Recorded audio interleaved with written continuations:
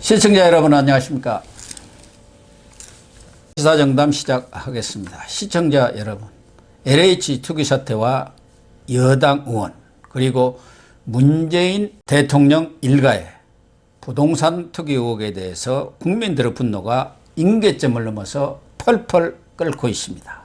이 문제 서정욱 변호사님과 짚어보도록 하겠습니다. 서 변호사님, 우선 이 부동산 투기 사태, LH 직원들의 투기는 물론이고 여당 의원들까지 제3기 신도시에 대한 투기가 이루어지면서 정말 국민의 영린을 건드린 것 아닌가 하는 생각이 들어요. 예. 아마 근데 그 문재인 정권 들어서요, 가장 그 국민의 분노를 일으킨, 그래서 이제 지지율을 가장 많이 갉아먹은 이런 데 그 사건이 아닌가. 왜 그러냐면요. 이게 이 부동산 문제는 전 국민이 연루한 사람이 없고요. 그 중에 중요한 게 젊은 층들이 연루돼 있잖아요.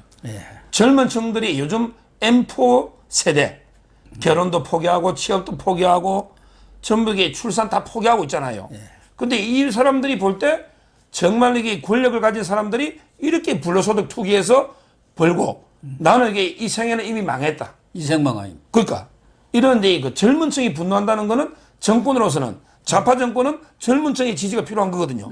그 점에서 정말 이게 저는 심각한, 이게 바로 보궐선거도 싹 쓸어버리고 지금 문재인 지지율도 폭락시키는 아주 근데 엄청난 사태다 이래 봅니다.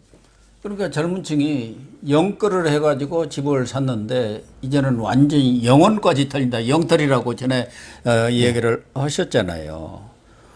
이 부동산 투기에 앞서서 조국 자녀들의 입시 비리, 또 취미의 아들의 황제 휴가, 정말 이 병역 또 입시 관계는 모든 국민들이 가장 관심이 많은 영린 상황입니다. 이걸 다 건드렸어요.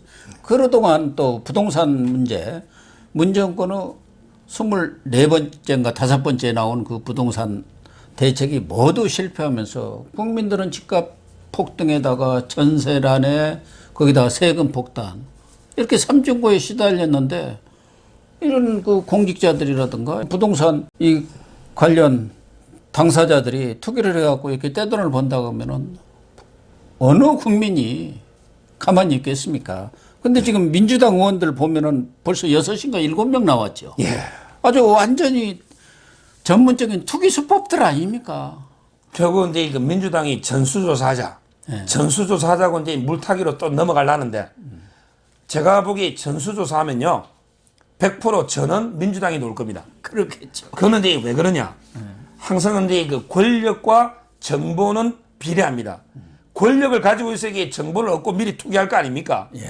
근데 부동산은 주로 관계하는 게 국토부, 그리고 이제 그 지자체가 많아야죠. 그 다음에 지방의원들도 많아야죠. 지금 전국의 지자체 지방의원 90%가 민주당입니다. 90%가. 그러니까 이제 정보가 많으니까 투기가 많고요. 지금 논사는 보세요. 양이원영. 이름이 성이 2개죠. 양이원영. 이 사람에게 어머니가 지분 쪽에 사놨는데 모친도 신고해야 되잖아. 이거는 이제 가격의 9분의 1로 신고해가지고 공직자 윤리법에도 반합니다. 9분의 1로 신고했다는 거 아니에요. 양이원영. 그 외에도 이제 김경만 의원 있잖아요. 그 다음에 저기 양양자 있잖아. 고졸신하. 삼성그룹의 그 임원 출신. 양양자는 이제 아닙니까? 노후 대책으로 이제 그 전원주택 살았는데 길이 없어. 맹지라면서. 그럼 이게 자기 공중부양에 들어갈 겁니까? 뭐 허경영처럼 나라가 들어갈 겁니까? 이게 말이 되느냐 말이에요. 양양자. 그 외에도 이제 윤재갑. 그 다음에 서영석. 그리고 이제 김주영 막 이런 식으로 민주당 의원이 많이 넣었죠. 근데 오늘 신문에 보니까 최고위원 고문. 민주당의 고문. 와, 저는 이 사람 정말 실망인 게 이분은 이게 위원장 출신. 노총위원장이잖아요. 이용덕. 맞죠? 그래서 노동자죠. 대표도 했잖아요. 근데 상임 고문이잖아요. 근데 와, 이 사람이 할 때 보니까 주택하고 이 땅을 샀는데 도로. 근데 도로 살 때 주택하고 오피스텔이 2채가 있고 그다음에 상가가 4채가 오피스텔 2채에 상가 4채가 있는데 근데 이거 도로 있잖아. 예. 도로를 갖다가 재개발 부지에 7억을 주고 또 산 거예요. 7억을 주고. 어떤 제가 사람은 이제 뭐 제방을 샀다더니 어떤 공무원요. 제방. 근데 그 도로는 제가 감정원에서 제가 행정법 강의를 했잖아요. 예. 아는 게 도로는 시가의 3분의 1로 평가합니다. 어. 이 말은 이제 그 싸게 사는 거예요. 싸게 사는데 나중에 도로를 사나면 분양권을 줍니다. 아, 분양권을. 싸게 사는 거. 7억이면 엄청 주위 시세 3분의 1 이하로 샀습니다. 그리고 이제 분양권을 받고, 야, 그 다음에 제방 같은 것도 제방이 보상이 많이 나와요. 오히려 제방 같은 게. 싸고. 이용덕이는 아주 전문 투기꾼이네요. 상가 그러면서 매체에 오피스텔 노총위원장을 해. 근데, 귀족노조. 귀족노조. 근데 민주당이 지금 고문 아닙니까? 귀족노조예요. 귀족노조. 그러니까요. 정말. 저는 이게 그래서 민주당이 전수조사 해봤자 그것도 이게 그 자살골 자기 발등만 찍지. 왜? 권력 가진 거는 민주당이기 때문에. 이래 봅니다. 뭐 민주당 의원들은 그렇다 하더라도 지금 문제가 되는 것은 대통령과 대통령 일가 아닙니까?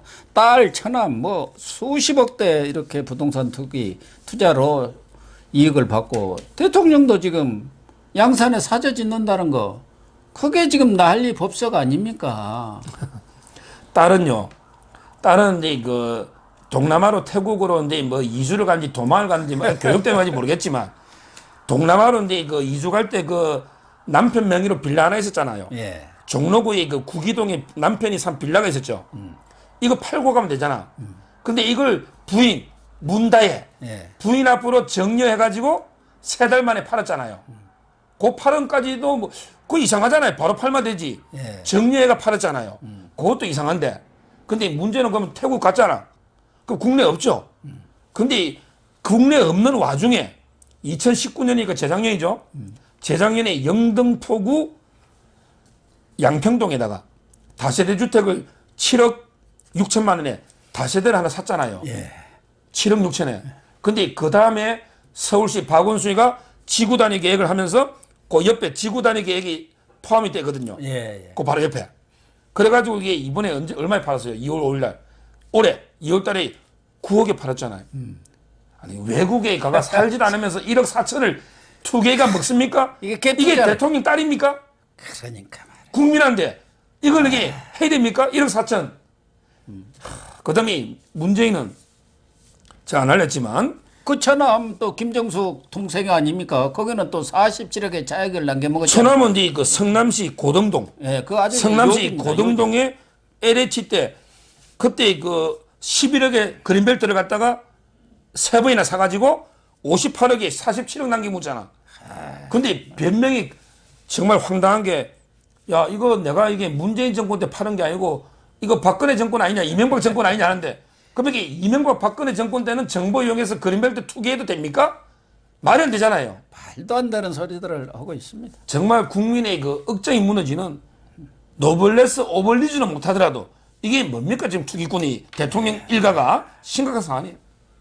그래 대통령이 더 문제라니까요. 거기다가 야당에서 그 문제를 제기하니까 선거 시기라 이해는 하지만 점스럽고 민망한 일이다. 자기는 가덕도 가가지고 가슴이 뛴다. 이렇게 얘기한 사람 아닙니까? 그 말이 됩니까? 그리고 대통령의 어법이 이러면 되나요? 좀스럽고 민망하다. 정말 이게 국민이 대통령 보기 진짜 좀스럽고 민망한 게 좀스럽다는 게 도량이 좋고 옹졸하다는 뜻이거든요. 네. 지금 국민 보고 지금 옹졸하다고 지금 국민 보고 지금 비판하는 거 아닙니까? 그렇죠. 이런 게 그 박영선 표현을 빌리면 제가 박영선이가 문재인 보유국이 자랑스럽다 했잖아. 저는 이게 이렇게 좀스러운 옹졸한 이런 게 대통령을 두고 있는 문재인 보유국이 너무 부끄러워요. 외국 보기에.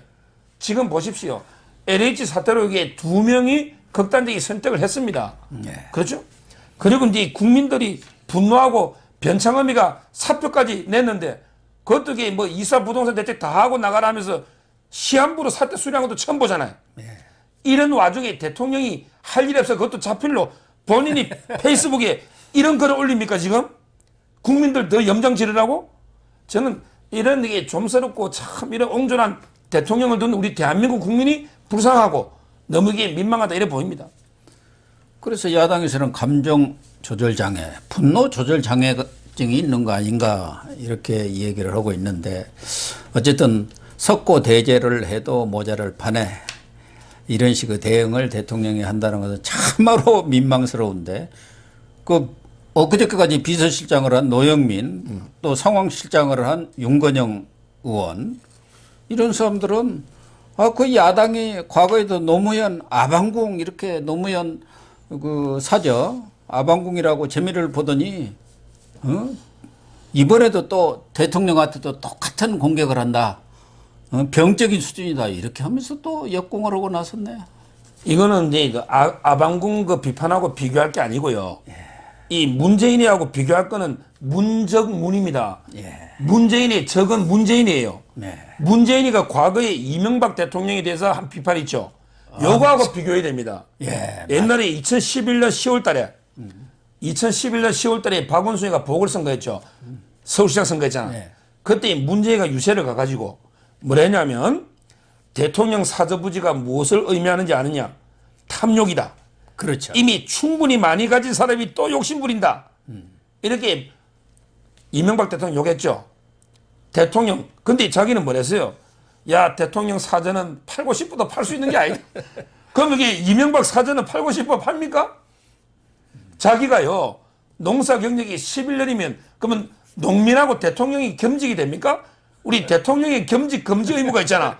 겸직이 안 돼요. 차라리 김정숙이가 11년 해야지. 자기는 0이라고 적고 김정숙이는 0이래. 농부 경력이 0년. 근데 자기가 11년인데. 근데 더 재밌는 게 앞으로 이게 영농 계획서를 내야 되잖아. 계획이라는 건 앞으로 농사 짓겠다는 거죠. 그렇죠?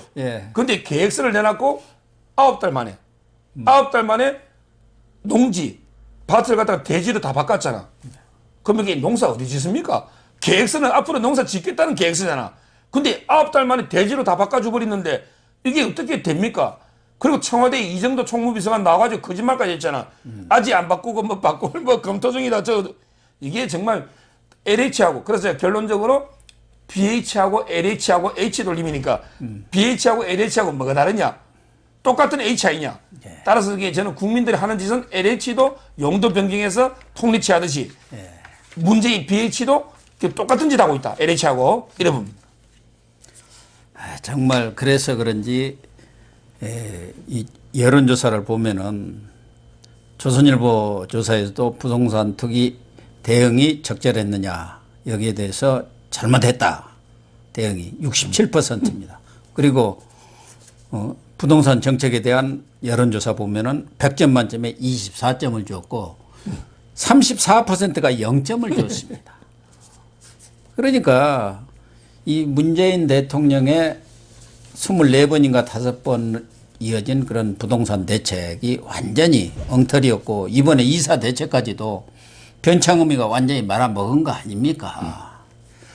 그래서 지금 여론조사 결과를 보면은 리얼미터에서 나온 거 여기는 37.7%로 지난번 조사보다는 2.4%가 떨어져. 그런 게 40%가 완전히 깨졌고 한국 여론조사 연구소에서 조사도 36.9%로 2.3%가 또 지난주 조사보다 떨어졌습니다.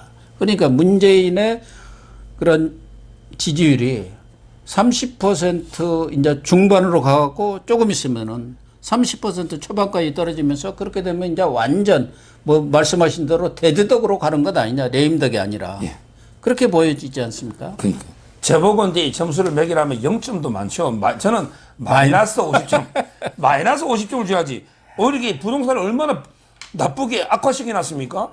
0점도 가만히 있으면 0점도 아깝죠. 저는 이제 마이너스 점수라 보고요. 지금 정부 대책을 보면요. 한마디로 이제 제가 세 가지로 요약을 딱 결론적으로 해보면 첫째는 이제 말로 하는 조사입니다.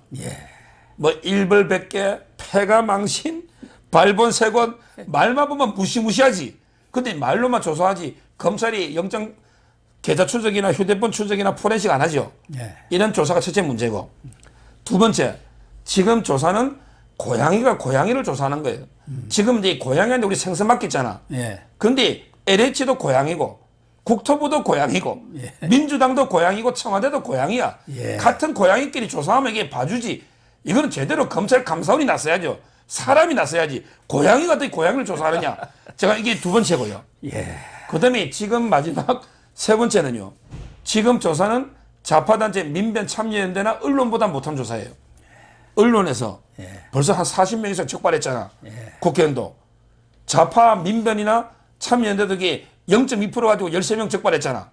근데 자기들은 지금 뭐 엄청나게 투자해가지고 지금 6, 7명. 이게 말이 됩니까? 언론보다, 시민단체보다 못한 조사, 쉬워하지 마라. 이 세 가지를 결론적으로 말씀드려요. 네, 시청자 여러분. 서정욱 변호사님 정말 시원하게 천곡을 찌르는 논평을 해 주셨습니다. 정말 뼈 때리는 지적이 아닌가 그런 생각을 합니다. 이 정부가 자꾸 변명만 하고 숙밀려 하지 말고 우리 서 변호사님 같은 이런 정말 옳은 지적에 대해서 비판에 대해서 귀담아 듣고 그것을 실천에 옮기면 되는데 그런 생각이 전혀 없는 것 같습니다. 어떻게든 재보선만 넘기고 보자 하는데 재보선도 망하고 문정권도 망하는 결과가 되지 않을까 조심스럽게 예측을 해봅니다. 시청해 주셔서 감사합니다. 감사합니다.